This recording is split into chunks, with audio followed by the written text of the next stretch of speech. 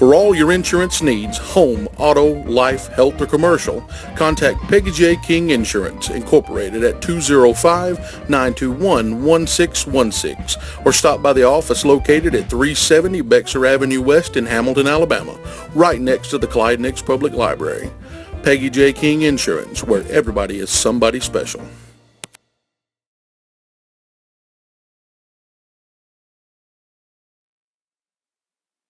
The meeting to order, and we've got a good turnout. Appreciate you coming. We welcome you to the city. And at this time, we'll ask the pledge, and that will you read the pledge for us? I pledge allegiance to the flag of the United States of America and to the republic for which it stands, one nation, under God, indivisible, with liberty and justice for all. Brother Eddie, would you do our tax?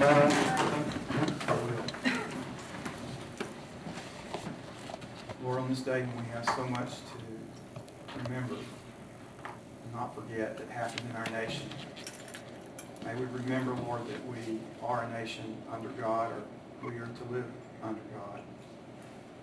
May we remember, Lord, that all of our actions are observed by you, and all of our decisions, Lord, are decisions for which we will be held account before you.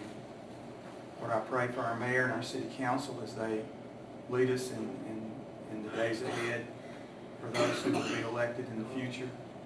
And Lord, we ask your blessing upon their lives, and we ask, God, for your wisdom for them. In Jesus' name, amen.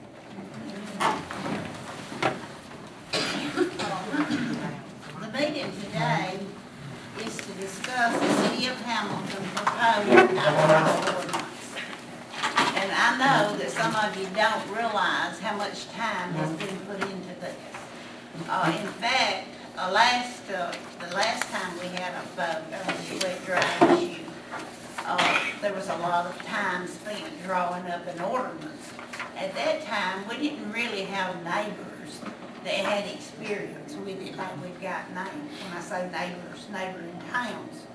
So we had what I thought was a good ordinance before.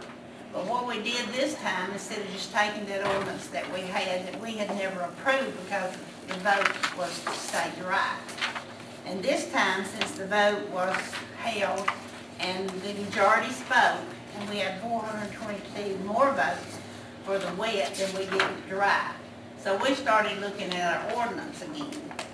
And not only did we start looking at our ordinance, the one we had looked at and amongst ourselves decided that's what we wanted to go with, but we called Ewing, we called Fayette, we called Haleyville, we called Athens, St. Florine, Arab, and the numerous others. And we said, would you share with us your ordinances and the problems you run into, and what you passed and what you've had to change. And so we got a lot of good information. In fact, I've got a book a lot thicker than what I've got right here in the ordinances that we've reviewed. We would lay down the one we had, Ewing's and Haleyville's, and we would compare notes. Scott Hunt has worked tirelessly with us in coming up with an ordinance that we feel like that we can approve. We are asking you here today to listen to what he is presenting, and then we'll have comments from you after he does his presentation. Scott, I'll call on you at this time to give us the ordinance that's been prepared by you, along with a lot of us here at the City Hall. Thank you, Mayor. Whichever way will work best for me to talk about this. As you said, 2 years ago, we spent a tremendous amount of time considering what we would like to have in our ordinance, and we had sort of a draft proposal prepared. And this time, once the vote was indeed to go wet, the city worked from what we had before and what other municipalities in our area and have generated some of the issues that they've had, some of the things that they've seen as pluses in their ordinance, and we tried to work off of that. And Chief Connor, Jan, and Marla, and council, we've all worked along with Tim and Darren as well, to try to figure out what would work best for Hamilton. So we have this document, and I'll just go through it. I think some of y'all had copies of it. Council had copies of it as well. The first part of it is just naming it the Hamilton Alcoholic Beverage Ordinance, and then the purpose of the ordinance. Section 1.3 is definitions, and basically any of the definitions, the Code of Alabama sets forth definitions for alcohol retail licenses, and the administrative code also has some further definitions as well. Those are incorporated into this ordinance, and then we've specifically set forth some of them. And several of these I went in that I had not seen in some of the other ordinances around, but I went in and added them to ours so that people can have them on the ready instead of having to go find the Alabama Administrative Code or finding the Code of Alabama to see what the definition was. So I think we have a fairly exhaustive list in our ordinance of definitions, and they have been tailored to our needs. Just to go through a couple of those that have some specific issues with our city is our definition of restaurants. We've set forth 2 classes of those. Class 1 is, I guess, what we'd consider a larger restaurant. It's got a dining space of at least 1,000 square foot that can accommodate 50 people at one time. And standard idea of what a restaurant is. And restaurant class 2 is a smaller restaurant with less than 1,000 square foot that can equipped with tables and chairs accommodating just any number of people that will eat. For both of these, restaurant class 1 and class 2, the serving of meals and food shall constitute at least 60% of their business. So the sale of alcohol cannot be over 40% of their business. There's one exception to that for a class 2 restaurant is if there's a minimum of a 9-hole golf course, public or private, that sells also food and alcoholic beverages, there's only a 20% of revenue has to go to the food and beverage operation, because obviously with a golf course, their revenue is generated in other areas. We, as opposed to some of our local municipalities, we added on the definition of school, the junior college. We're fortunate to have double state in our city. But getting into the specifics of the ordinance, section 1.4 is the location. First and foremost, any person, association, or corporation seeking a license with the city, they first must meet all requirements of the Hamilton zoning ordinance. So they have to, whatever the requirements are for that particular location in our Hamilton zoning ordinance, they have to comply with that and show that they're in compliance with our Hamilton zoning ordinance prior to being able to obtain a license from the city. And we did that on the recommendation of Nathan Willingham with NACOG, because some of the others had specific designations in their alcohol ordinance.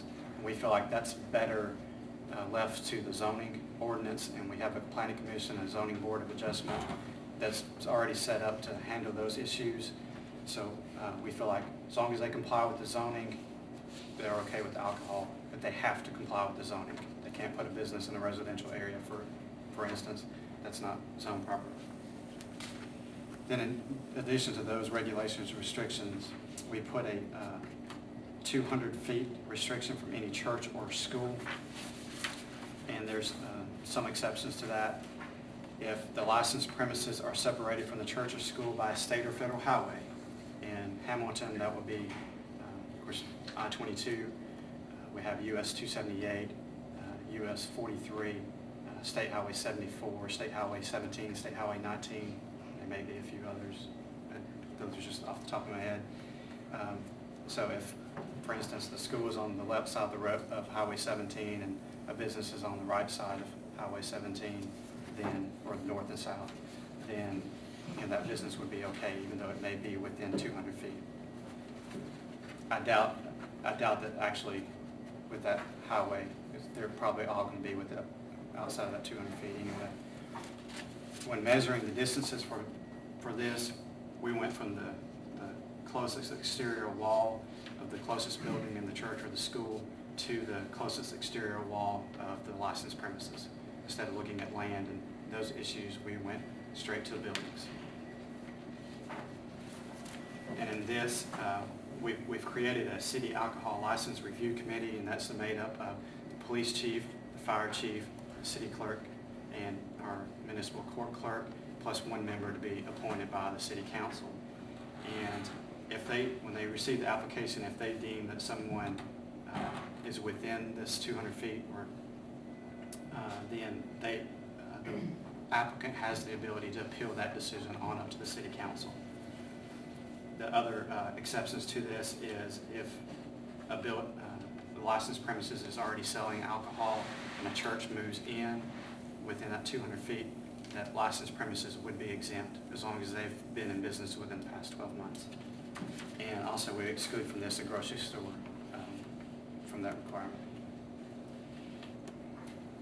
We require that any licensee or the person in charge or the manager of that particular licensee has the duty to maintain control and order on their property. It is their responsibility to so do, so that anyone who is drunk or disorderly, commits any breach of the peace, or uses or engages in offensive, disorderly, threatening, abusive, or insulting language, that kind of thing, is the duty of the licensee to report said violation. And that's an immediate and appropriate report to the police department. We set forth some offenses in public. For instance, it shall be unlawful for any person, association, or corporation to drink, sell, serve, dispense, or give away, or attempt to drink, sell, serve, or give away any alcoholic beverage while in a public place. And it shall be unlawful for a business licensed by the city, whether or not it's licensed to sell or furnish alcohol, to allow its patrons or customers or guests to bring alcoholic beverages into the business. And it's unlawful for patrons, customers, invitees, or guests to bring alcoholic beverages onto premises. So we've got it both. It's a violation for the customer or the patron to bring the alcoholic beverages on, and it's also a violation of the person running the business to allow somebody to bring alcoholic beverages into the business. It's obviously it's unlawful for any person to sell or offer to sell any alcoholic beverage to any person visibly intoxicated, and also unlawful for any person, association, or corporation, directly or indirectly, to falsely represent that a minor person is not a minor, or to aid or abet someone to a minor person to buy, receive, and obtain the alcoholic beverage. We set the hours of sale to be from between the hours of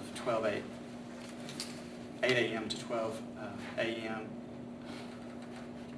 during the legal hours of sale. Obviously, Sunday is excluded from that. And Section 10 is a regulation of conduct in clubs.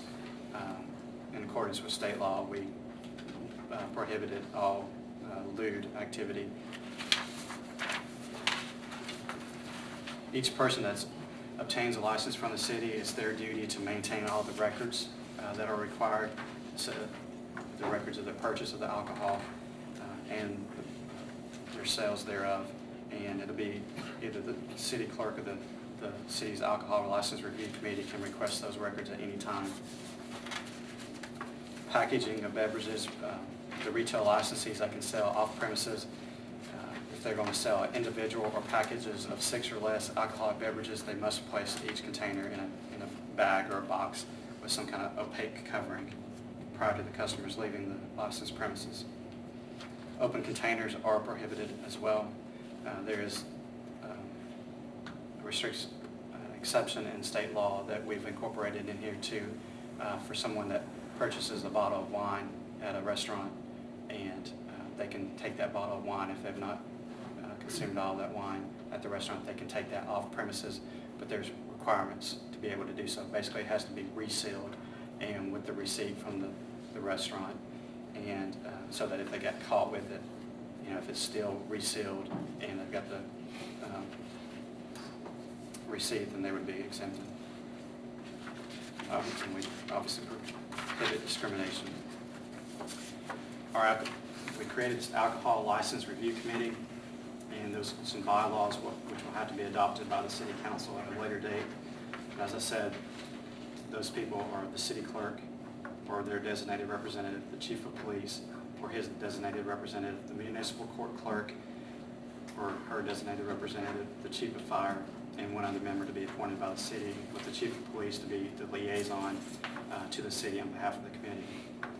And that committee shall hold meetings as are necessary to consider applicants for licenses, resolve matters of public concern, make inquiry into the compliances of the current licensee with this ordinance.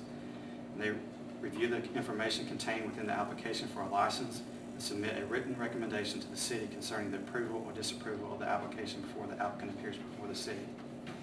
The committee also can investigate complaints or initiate its own inquiry into conditions which may violate provisions of this ordinance and which concern the operation of any licensed premises and the sale of alcoholic beverages.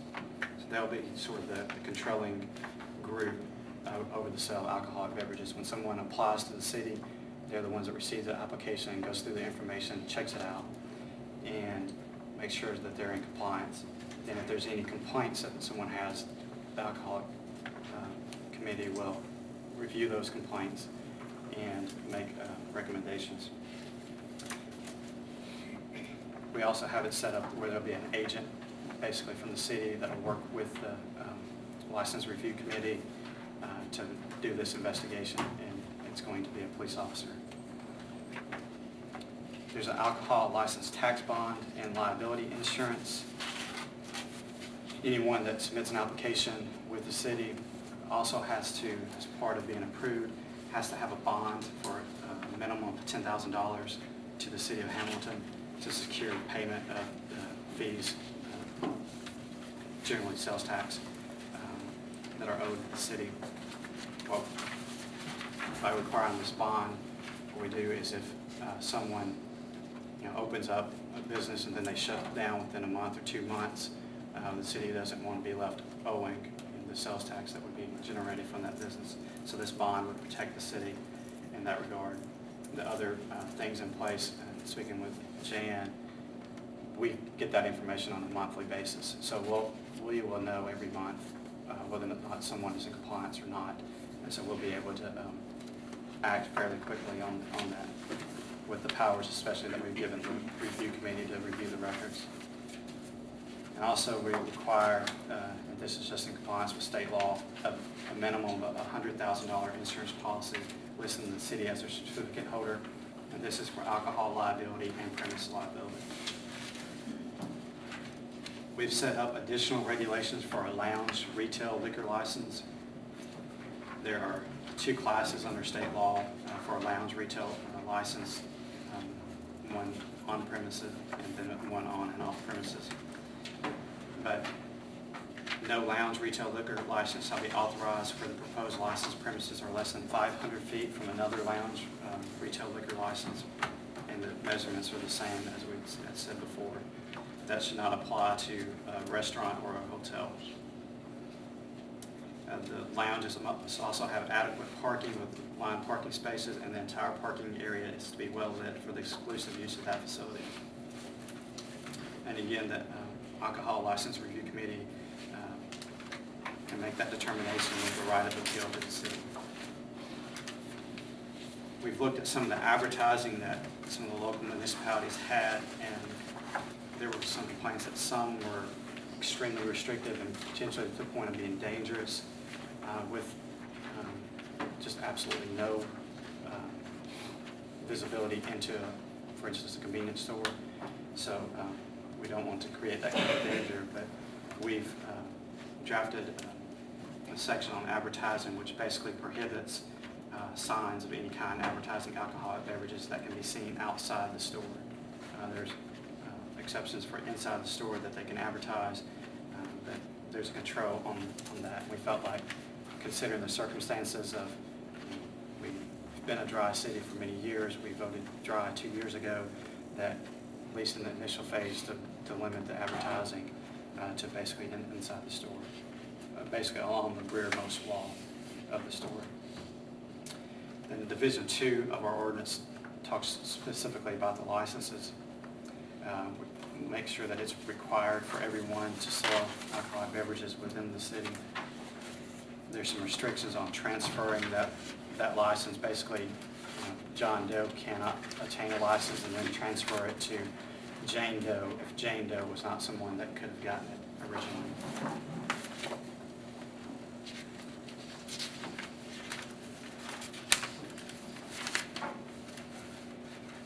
Application for the license. Each applicant seeking the consent and approval of the city for a license shall make application to the city, and the application shall be upon appropriate form supplied by the city clerk or her representative, and shall be signed and verified by oath or affirmation by the licensee.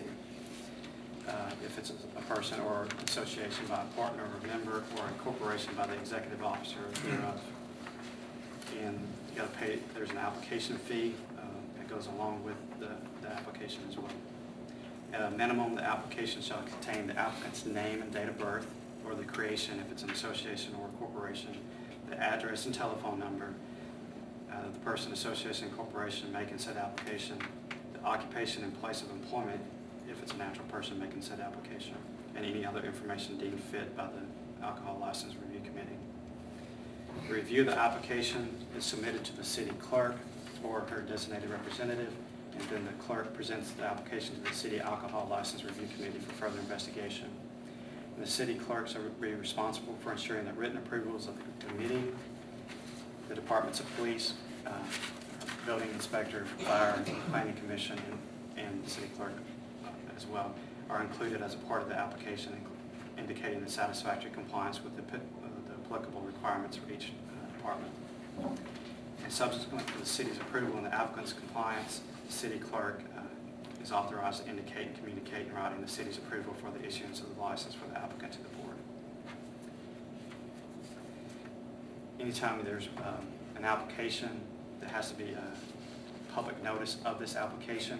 So the city clerk shall cause notice to be published one time in the journal record stating that application will be considered at the next regular meeting of the city, which notice must be published as aforesaid at least 6 days in advance of the next regular meeting of the city. And the cost of that publication is borne by the applicant.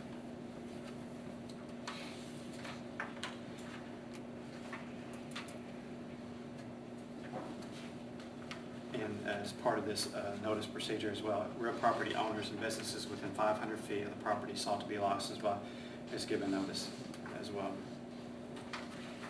In making the decision on the application, the city is going to consider, among other factors, specific factors of the effects upon the residents, the real property owners and businesses within 500 feet, the character and reputation of the applicant, that each partner, member, officer, member of the board of directors, landlord, bartender, and managers, the criminal court records of the applicant or each partner, member, officer, landlord, bartender, and manager, the compliance by the applicant and each partner or member of the board of directors, landlord, manager with the laws of the state and the ordinances of the city, and then the recommendation of the City Alcohol License Review Committee.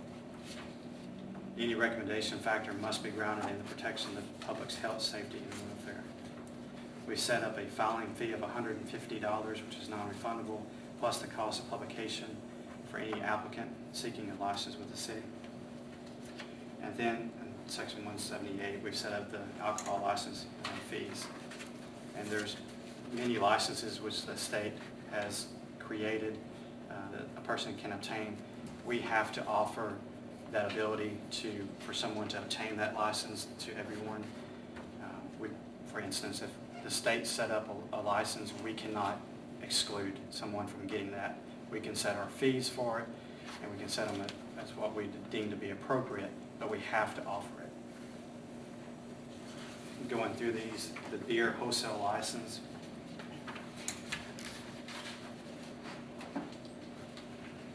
The first one. And that license fee is just 50% of the amount charged for state beer license by the state. And that's set by law, is what we can do there. A wine wholesale license, again, that's the 50% of the amount charged by the state. And again, that's required by state law. Beer and wine wholesale license, again, it's 50%. The warehouse license, and that's each person, association, or corporation licensed by the board to receive, store, or warehouse alcoholic beverages within the city for shipment inside and outside sale, pay to the city an annual license fee of $500. A club retail liquor license. In a club, there's a couple of different types of clubs, Class 1 and Class 2. A Class 1 is a nonprofit, and a Class 2 is a for-profit club. But we've got those definitions set forth in Section 3. But a Class 1 is a corporation or association organized or formed in good faith by authority of law, and which must have at least 150 paid-up members. It's got to be the owner, lessee, or occupant of an establishment operated solely for the objects of a national, social, patriotic, political, or athletic nature, or the like, but not for pecuniary gain, nonprofit. And the club's is required to hold regular meetings and continue its businesses through officers regularly elected, admit members by written application, investigation, and ballot, and charge and collect dues from elected members. A Class 2 has to have at least 100 paid-up members, and it's going to be the owner, lessee, or occupant of an establishment operated solely for the objects of a national, social, patriotic, political, or athletic nature, or the like, but it does not have to be a nonprofit, and it has to have the regular meetings as well. For a club retail liquor license, the fee is set at $500 if it's a Class 1 club, or $1,000 for a Class 2 club. In addition to that, the club pays an additional license tax of 7% of gross receipts of such business derived from the sale of all alcoholic beverages except beer and table wine receives during such immediate next preceding calendar month. A lounge retail liquor license, Class 1, we set that annual license fee of $3,000 plus the license tax is 7% of gross receipts. A lounge retail liquor license, Class 2, we set that as a $500 fee plus 7%. And to go over exactly what that is. Class 1 permits the licensee to sell alcoholic beverages for on-premises and off-premises consumption. Class 2 permits the licensee to sell alcoholic beverages only for off-premises consumption. It's basically like a package store. A Class 1 could be something like a restaurant, even though there's a specific thing for a restaurant as well. But that's more of what we typically think of as a nightclub type place. A restaurant retail liquor license, and this is someone that complies with the Class 1 or Class 2 restaurant definition. They can sell liquor for a $1,000 fee for a Class 1 and $500 for a Class 2, and again the 7% tax on the sales as well. A retail table wine license for off-premises consumption, that's the state, 50% of the state amount. A retail table wine license for on and off premises, that's 50% as well. Retail beer for on premises and off premises is the 50% as well. Retail beer for off premises only is 50%. Special retail liquor license is a license fee of $250 if the period of use is 30 days or less, and it's $350 if the period of use is more than 30 days. In addition to the license fee, each person, association, or corporation shall pay to the city 50% of the amount charged for a state wine license by the state. In addition to the state license fee, they have to also pay the 7% tax. Special events, a retail license is for $200, but no such license shall be issued for a period in excess of 7 days. And there's also a filing fee for $75 for a special events retail license as opposed to the standard $150. A manufacturer license is 50% is $350. The importer license is $350, and a wholesale liquor license is $750. And again, on all of those fees, we looked at what other cities have done. Some had set theirs very high and have come back and changed those and went down considerably lower as well.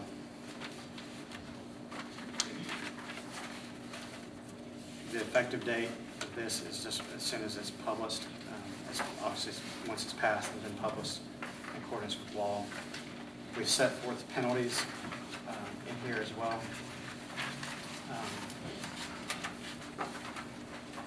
That reminds me, Chief, of something you mentioned. We've set up administrative violations. The way we looked at it was there was a little more flexibility in getting the license, but we wanted to ensure that everyone that obtained a license was responsible and did what they said. So we set up some fairly harsh penalties. For our first offense, the fine can be up to $2,000 for violating this ordinance. For a second offense, it's up to $4,000 and/or suspension of the license. And for our third offense, we've got a fine of $6,000 with the possibility of suspension and/or revocation of the business license. And then we also, the chief had recommended having the authority to immediately suspend the city alcohol or business license where there's a termination of immediate or imminent public safety concern.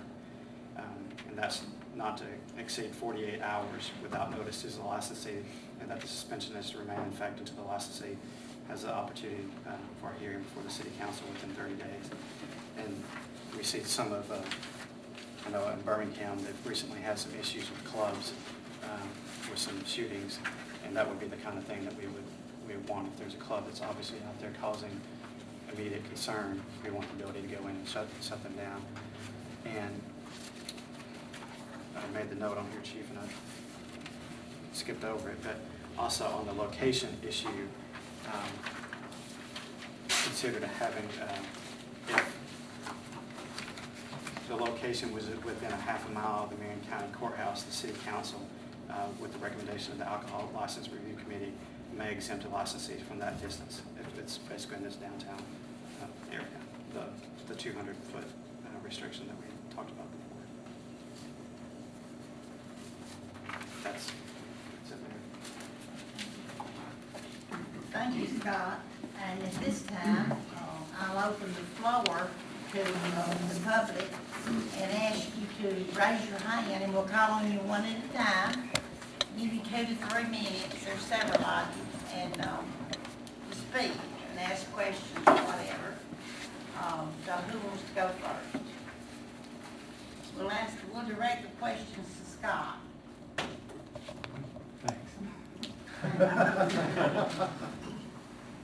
Okay, Brother Eddie, go ahead. Scott, I realize that the ordinance has been forward-looking in a lot of different things. One of the things stated in its distance, it seems that we're trying to protect buildings rather than people. The New Orleans alcohol ordinance states within 300 feet of any playground, church, public library, or school. And in the city of Chicago, they measure the different distance from school property, from property line to property line. For instance, if a church anywhere in the community sets up a playground outside its building, somebody then conceivably could set up a lounge across the street from that playground. While it might be 200 feet from the church, it might be right outside the playground. So I was just wondering if we have the rec center, we have other places where children are concerned and minors are concerned. If we're going to be forward-looking in that area, shouldn't we also be, in all these other areas, shouldn't we be forward-looking and say, well, right now we don't have an area where we might have something like that set up, but in the future, we might. So that's just something to consider. And that is a consideration. I know some have had the library, you put that library in there. Of course, we have the one in the city, and the property issue, that is sort of the difficult thing to narrow down is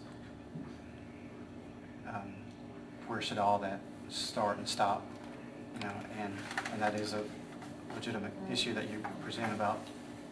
I know y'all have the playground area with the preschool, and some other churches have that type of thing as well. And obviously, I guess it would be more of an issue on a Wednesday night than for a church or for y'all during the week with the preschool, but that is a consideration, and the council can adjust that if they feel it's question too. And this may provide some relief on the 200-foot downtown entertainment area or we're within 200 feet. I don't know if you read all of it or if just the original thing said in granting such exemptions, the licensee may be required by the city council to specifically modify their property to reasonably ensure the protection of the character or privacy of other properties within that 200 feet. I didn't know if that's still part of it, or maybe that's something that could be considered, so that, let's say if someone, I guess the question was brought up too, where downtown extended some circles out from certain areas and it pretty much killed the whole downtown area as far as someone being able to operate, unless there were exemptions in some areas. So that would ensure that, let's say if someone was within so many feet of a library or something like that, the licensee may be required to build an appropriate fence or some kind of privacy protection or whatever would be approved by ultimately by the city council or not approved. And I don't know if that was in there because I know you were summarizing, so I don't know if you left it in there or not. Yeah, I thought we took that As far as possibly requiring the licensee to modify the property. No, that's So that churches and other properties are protected as to their character, privacy, whatever.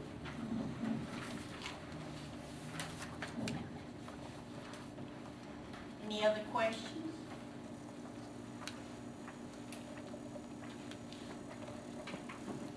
Yes, I'm Belinda McRae from the Marion County Board of Education, and I'd like to request that a percentage of the alcohol tax be used to directly benefit our students at Hamilton Elementary, Hamilton Middle, and Hamilton High School. Thank you, Linda. We have talked about that, and we'll talk about that some more, okay? Thank you so much for your comments. Any other questions or comments? Barry? Mr. Hunt, to sort of coincide with what Melinda had said, I was confused, and evidently there's been a lot of other people, that have voted that was confused too, that there was provisions for this to be in the ordinance. And if it's confusion on my part or whatever, I think it's should be taken into consideration that we've got all our neighboring cities that contribute to the education of our kids. I went to school here, and I'm sure most of you have, and you got kids, grandkids that are going, and I think it's just would be a big step if we could sort of step up and do the same thing. Thank you, Barry. And I will say, regardless of what the city may want to do at a future date, I think this ordinance is just setting up the licenses and the fees and those kind of issues of dealing with the sale of alcohol. I think it's more appropriate for the city, once this is in place, to then consider where the funds should go and for their consideration after that. But in this ordinance, we're just setting up the licenses, the requirements thereof, and the fee schedule. It was never set up in the original one, like that. No, sir, there was nothing in the original ordinance that included where any of the money would go. I did get an email from Ed this morning, I think maybe it was discussed, but it never was brought to city council meeting, so nothing official was ever done that I remember. Does any of the rest of you remember? We talked about it, but it just never came up because it never Bobby was over. proposed that they would do that. And Right, he but said it it never would came be, to It never was voted on or brought before the council. I think he must have intended it to be a separate action from the ordinance. I think, Oh, it is. I think that's what it would need to be, a separate action. Once we approve this, I mean, you're looking at 4 to 6 weeks before someone starts selling alcohol, maybe give or take a week.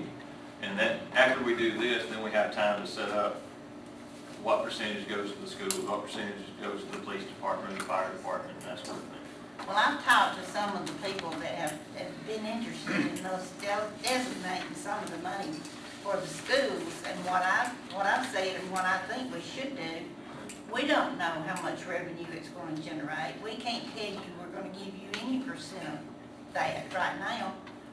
I would suggest, and I'm not gonna be here much longer, but opening an account, putting all the revenues generated from the sale of alcohol and from the permits and what have you into a special account, and give us some time to see what that's gonna be, and then decide, whoever the council and mayor is, what percentage they can give to the schools.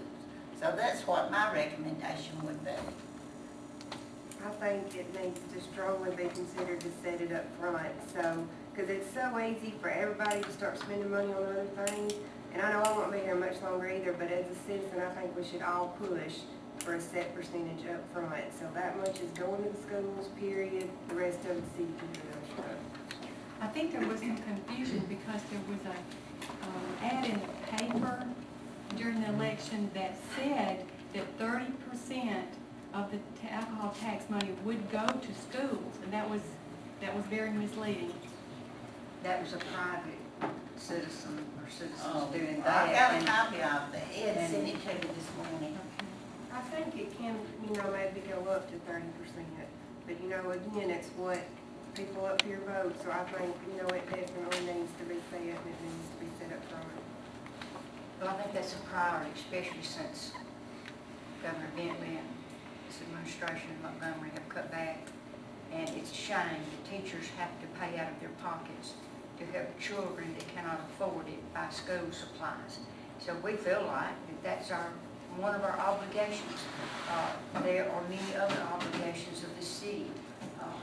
We need infrastructure. We need to provide something in the future for our children to be active in.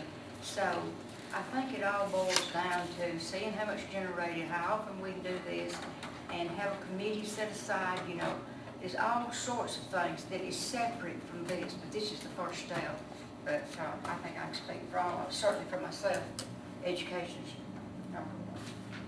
I think what UN does is pretty good. They always, and that's what, if we do that, every what percentage we give, like put a fourth of it to each one of the schools, and then put a fourth of it in another account, and then if somebody needs that at a certain time, let a committee decide whether they get it or not.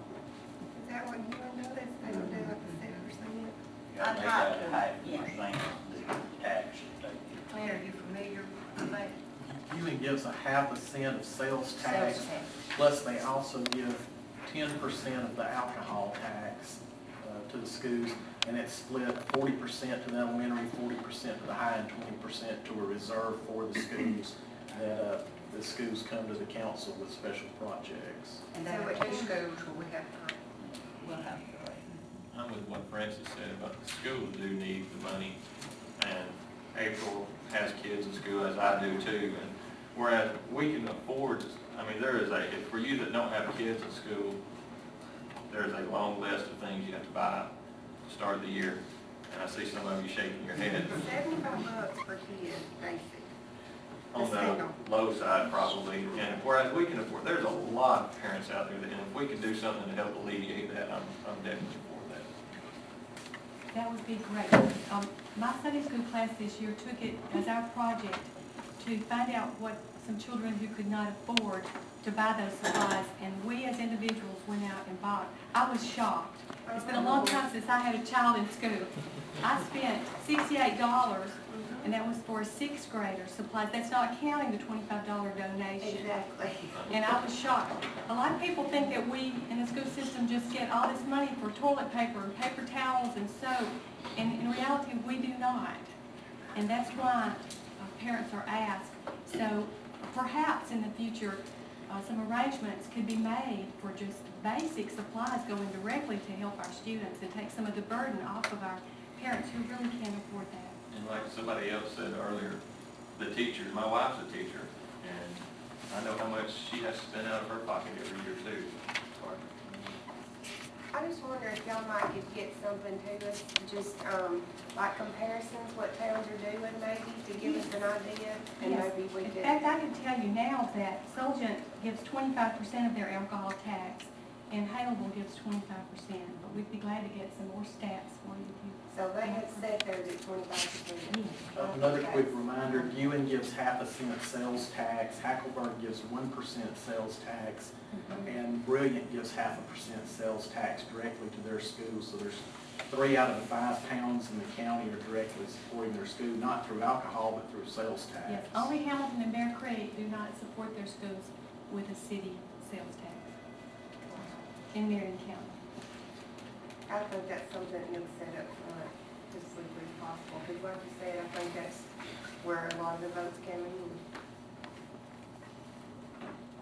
Scott, does it have to be in the ordinance when it's adopted, or can it be like the next week, or to set a certain percentage? My recommendation would be Adopt have it like this? adopt this, and then after, once this is in place, to then come in and change and put in fees or percentages of where that money should go. Because if in the future that Say you changes. adopted at 30% in the ordinance, and 6 months from now or a year from now, it's not bringing as much as you thought.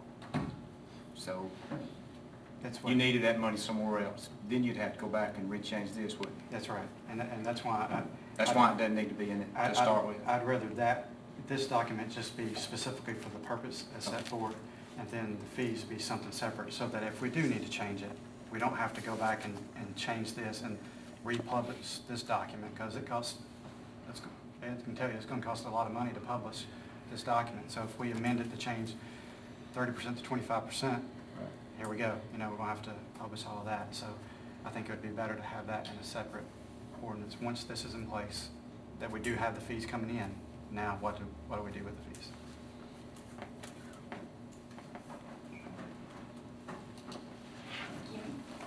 Scott, if you look back on page 18 and clarify for me, I think when you were speaking, you said a $10,000 bond, and in here it says 25,000. I'm trying to change that. 245. I'm sorry, Ed, you had the previous one. And we talked to Ricky Sims, our insurance guy, and other cities, and we originally had it at that 25,000, talking about it, but we cut it down to 10 because the other cities, I felt like 10 is appropriate. It's enough of a penalty on someone. If you don't have the good credit or you have the bad background, it's going to be extremely difficult for you to obtain even the $10,000 one, or it's going to be very expensive for someone to do that. We do not want to make it especially prohibitive on someone to be able to obtain that. If they can get the bond, that's great. If they can get it, that means they're much more likely to be able to meet our requirements as well and the state's requirements. But we felt like $10,000 bond was sufficient to protect us from potential sales tax loss and to protect the applicant as well. Any other questions or comments? May I ask a question in terms of procedure? Kimmy mentioned about the ordinance, as just the regulars, as I call us, are we the only ones that have the new Scott version of this ordinance, or does anybody out there have the new version? I think the only change is that 25 to the 10. Well, there were very few changes, but it will be a part of the new one after we have our discussion today. That's Scott's not- gone over every one of them. I understand your question, but do any of y'all have a copy of the new version? No, I don't So- have a copy of the new version either. I have a copy. You don't have a copy of the new version? I have a copy of what he inserted, but I don't have it in my ordinance yet. So we've got to There's two approve it. changes. Once we approve it, we'll put out the approved ordinance. Yeah, I've got it here. I know what the changes are, and you should, because he just went over it with you. The two changes that we did was we added, changed the 25 to 10, and then we add the state requirement about the liability insurance. And we went ahead and put that down where they have to. I've got an amendment to that. Oh, okay.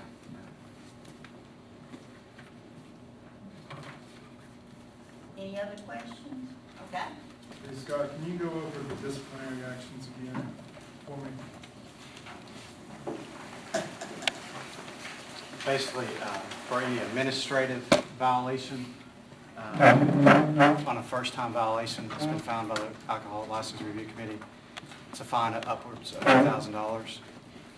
And on a second violation, it's $4,000, which with the possibility of having the license suspended as well.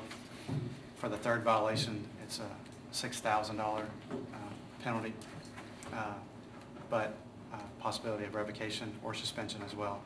But I believe anytime anyone has a third violation, we will seek revocation. We will just go ahead and say that for sure. We will seek revocation if anyone has violated 3 times.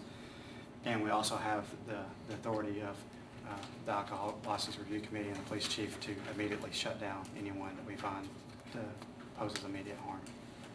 And then there's also the criminal violations as well. That comes up in municipal court. That's somebody with an open container, selling alcohol to a minor, those type of issues. But that'd be more the criminal side of it.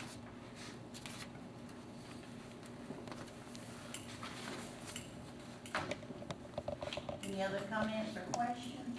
Did you understand that? Yes, ma'am. Okay. Yes, ma'am. Any other questions? Will there be an opportunity, I know we're just addressing basically the nuts and bolts of the ordinance today.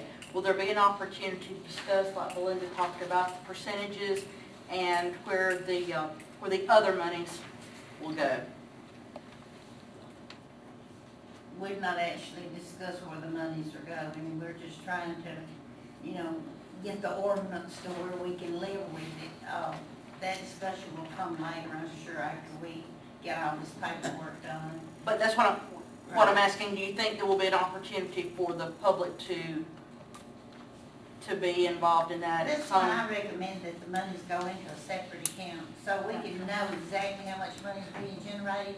And I can tell you how I feel, I don't know how the council feels, but there's a lot of things that the city needs to do. One of the things I think the city needs to do, we need recreation, and Francis touched on that for our children. We don't even have a swimming pool in the summer, and that's something we need to do. That's for our children too.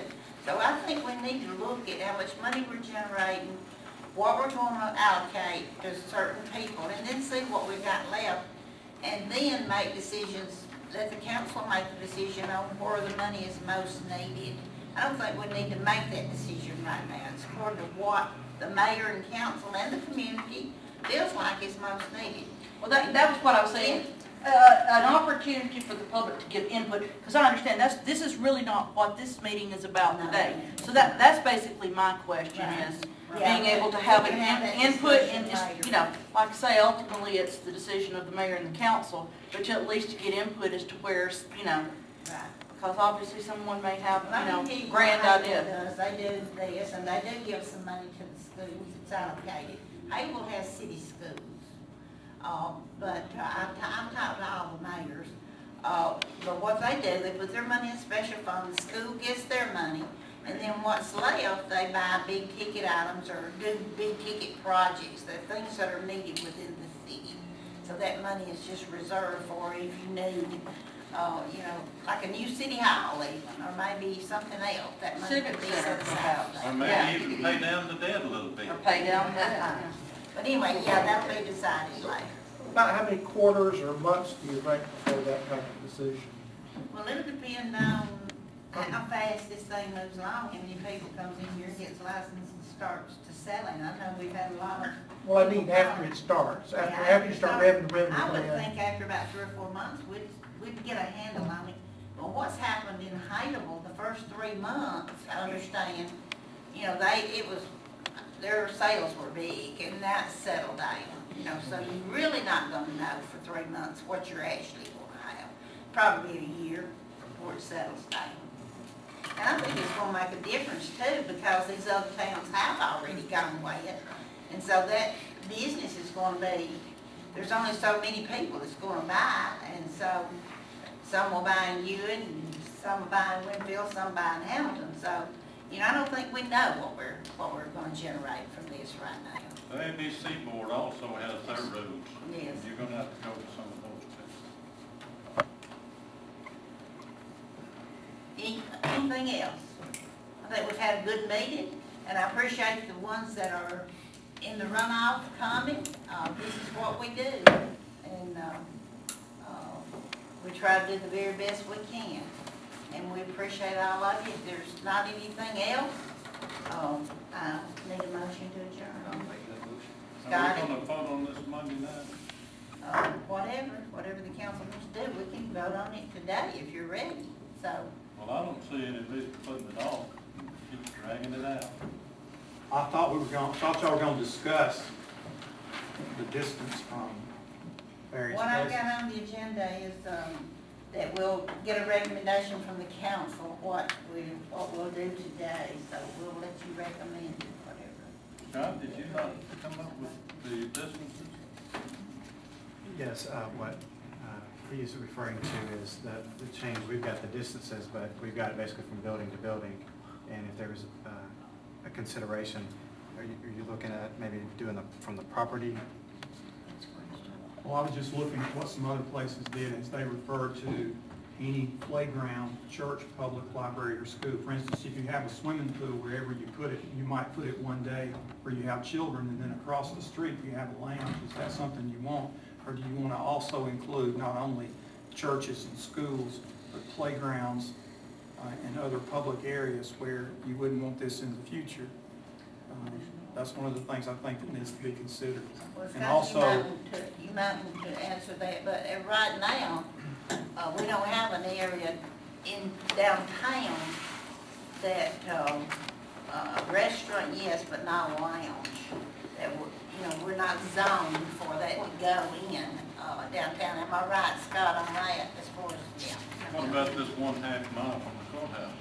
well, there are churches and there are playgrounds that are not 1/2 mile from the courthouse. There are churches all over the community. You might have a school somewhere else. You've got a rec center, you've got ball fields. You have other places that are not gonna fall into that zone. According to this right here, it says, within 1/2 mile of the marriage courthouse, where you can't have it. And then it says, may you exempt the license from this distance, and that would go to the council for them to make a recommendation or require that going at that way. So the way this reads to me, it'll be a 1/2 mile from the courthouse before you can even start. Is that not right, Scott? Well, basically, in the downtown area, with the churches in the downtown area, that 200 feet restriction was knocking them off. So that's why the chief recommended that language. Saying within that 1/2 mile, not outside the 1/2 mile. The 1/2 mile distance is measured, just for reference, from about the courthouse to the Buttahatchee barbecue is about a 1/2 mile. That would permit the development of the downtown area without exempting, or really. If you didn't have that possible exemption in there. You mean the barbecue? Barbecue.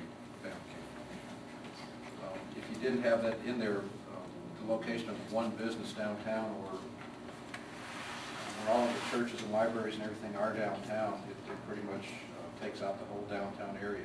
If anyone wanted to develop a restaurant or something down there that would serve alcohol. But I do think it's important that if someone is exempted, that they may be required to do certain things to their business so that it protects also the churches. So the way it's written right now says you can be approved on an individual basis within that thing. So it would open it up with, certain, everything, okay. I thought that's what it said. The 1/2 mile distance was based on when we were discussing whether or not it should be 200 feet or 500 feet. A 1/4 mile would actually be just as effective. You're only talking about the distance within about a 4 or 5 block radius of the courthouse. But 1/2 mile, 1/4 mile really doesn't affect it one way or another. But within that distance, the city council could exempt someone from that 200-foot requirement. I can see a benefit to adding in playgrounds though in that wording. Do they have any reason why it wouldn't? I mean, I can. Before, we've seen where other ones had library, and there we could add that in. Of course, we just have the one, and a limited definition of child development facility, and we could put the playground in that. We have those definitions, and we can can do that. And that was one of my questions that I was going to ask you later, but since it's come up, in regards. Can I interrupt you? Scotty made a motion to adjourn. Can you withdraw your motion so we can continue our discussion? Okay. Under schools, the child development, like daycare centers, early childhood, schools like, well, over at the Baptist church, wherever, I really feel like we need that inclusion along, and it was, the library was in the other one. Of course, I know that it was on the opposite side of the street of the library, where it is now, we're protected there by the state highway, and it too being state highway plus 4 lane. But on the other side, you know, not constituting a problem. Can we add that? Sure, yes, ma'am. I mean, and then also, what the chief was talking about if there is something within that half mile, that there would have to be a requirement, that there would have to be a protective structure around it from being obvious. Well, that wasn't the requirement, it's the verbiage was basically that the city council may impose those requirements on it. Some places may be good to go, some others may require something. Yeah, I can see it not needing to be mandatory. It's not mandatory. It can be required on a case-by-case basis. Alcohol, babies. If needed. On a case-by-case basis, this may be required to on their property. Outside of a half mile, the requirement, the exemption wasn't possible. Because there's, downtown's a confined area. People want to develop it, and like one building owner said, so if I want to put something here because of this storefront church, I may not be able to. I'm trying to consider what some of the building owners and business owners are also asking about. But outside of the downtown area, there's no need for that exemption because there's enough available commercial properties that someone can just move to the pending license sign.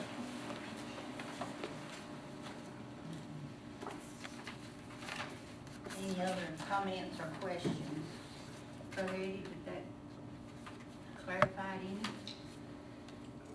I just wanted to bring it up. It's y'all's decision. May I ask a question? Instead of looking at that, but we've got the television, we've got the newspaper here. I know we've got about 25 people here, but some people are going to say, you know, I didn't get a chance to peruse this and think about it and come up with suggestions. What harm will it be to wait until Monday night to vote on it then, just to be able to give the public a chance? I didn't get to see this ordinance until about 10 o'clock this morning. And I figure, and I'm not an expert, I don't care either which way, but I'm just saying for the public's benefit, just thinking what somebody might say, that I didn't get a chance to see this. I'm for voting on it Monday night. I didn't come in here today to plan on voting on it, so depends on how the others feel. I'm for Monday night. Are you talking about perception that this was done too quickly? That might could be said because some people might have a good suggestion. He had a suggestion about playgrounds I didn't think of. And once you introduce an ordinance, by next Monday, you could vote on it Monday, but over the weekend, somebody might have a suggestion that you and I just never thought about. That's the reason you have an introduction and then a vote the next time. I have no problem. I didn't put it on the agenda to approve it today. I want the council to feel comfortable with what they're doing and the way we're doing it. So whatever their recommendation is my recommendation. So do I have a motion either way to either call for a vote or to wait until Monday? Yeah, I will say too, though, to answer Ed's question, I think we've given far more public input than any other municipality has in their ordinance. That's right. This ordinance has not been seen until, I mean, I know you've worked on it. You've done a good job on it. You did a great job on it. But still, I'm saying there's been far more public input on this than there was in any of the other municipalities that have passed. So I understand what you're saying, and that's perfectly fine. But I, you know, this council, if they want to wait, that's wonderful to do that. But your comments, I think in comparison with other municipalities, we have given a tremendous amount of Because the notice. majority of this has been in place for 2 years. And There was a few changes, you know, yeah. But you understand, most people don't remember what we did 2 years ago. They don't remember. Well, Winfield barely, Well, I'm saying this is going to be a work in progress. Whenever we approve, it'll be a work in progress. And, you know, we all have opinions. It's not like that, like I told you to begin with, that we just done this yesterday. We made some last minute changes like on the bond, and we questioned that. We've been questioning that. And I talked to Ricky Sims the day we were having our meeting, and we didn't change it that day, but since then, we checked other towns, and that has been changed. So, you know, small things have been changed, but nothing major, nothing major. But, I'll have a recommendation now from the council as to, do we, table this as far as the vote, or do we, bring it up today? I need an immediate consideration for the ordinance if we approve it today. I make a recommendation that we vote Monday night regarding this, just to make sure that the perception is above board. Anybody's got any input, feel free to call us.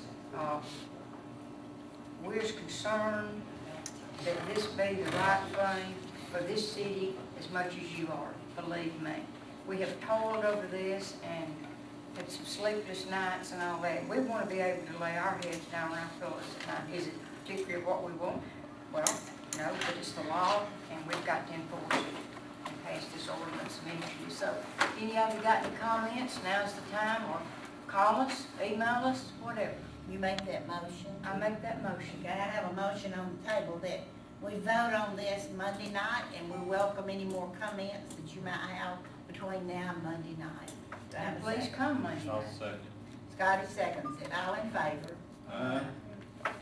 Motion carried unanimously. Now do I have a motion to adjourn? Make that motion. Scotty, do I have a second? April, all in favor?